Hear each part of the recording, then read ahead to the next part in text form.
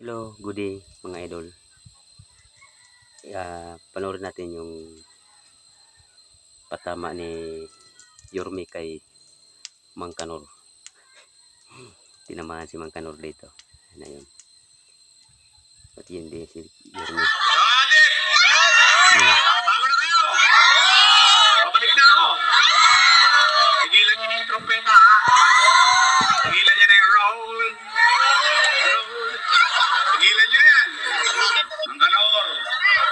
Kumusta na ang Wadcom. Ginawa ko. At least, makapaglalakad ako sa Mang Iskinita dito sa Pandakan. Sa Mang Kalsada sa buong Maynila. Isa lang ang masasabi ko. Salamat sa Diyos. Nakaraos kami nung pandemya. Puro utang, utang, utang. Pwede ba pagka napatawag na kayo? Pag nakita nyo sila, pwede ba ako makisuyo? Sabihin nyo naman sa kanila, oy, puro daw kayo utang, utang. Magsilaya-sila raw kayo dyan, si Yorme na lang magbabayad. Pwede? Marami? Galing ng tirada ni Yorme. Si Yorme kasi pag magsalita si Yorme sa Manila, karisma talaga, may karisma siya. Siguradong mananalo. Sa tingin ko sa Manila, nasa 80% na panalo niya. Kaya yung mga congressman na tinitira niya, tagilid yun. Sigurado ako matatalo yun. Kasi binabanatan talaga ni Yorme. Sinasabi talaga niya yung totoo. Tama lang yan. Patuloy natin yung sinasabi ni Yorme dito.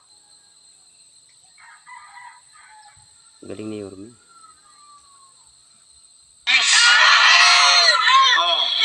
Tay, bago lumalim ang gabi.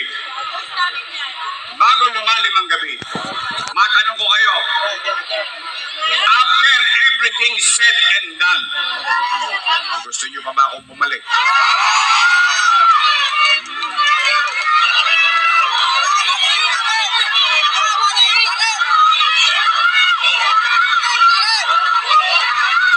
Sigurado kayo? Mataas yung kamay na gusto kong bumalik. Talaga? Talaga? O sige, babalik na tayo. Yun ang kwento na may kwenta pero nangyari sa nakaraan. Yorme, ano naman ang gagawin mo sa amin sa kinabukasan? Kung mahalal ka bilang mayor ulit. Di ba ganun dapat? Yung ginawa mo, i-report mo. Yung gagawin mo, sabihin mo nang may mapanghawakan naman ng tao. Tama, mali? Ito ang una kong gagawin. Pero sasagot muna kayo kung kumpirmado to. Dahil hindi kumpirmado na sa marami kong nakausap. Pero sa inyo, Nay, Tay, matanong ko lang kayo. Napapansin nyo ba na parang dumudugyot ulit ang Maynila ngayon? Ano? Talaga? Talaga? Nagkalat ulit ang basura? O Nay, may awa ang Diyos. Sa tulong ninyo, nakabalik tayo. Ang una kong gagawin, lilinisin ko ulit ang lungsod ng Maynila. Total, ang hinahanap nyo isko, bibigyan ko kayo iskoma. Pwede. Para lang, yun.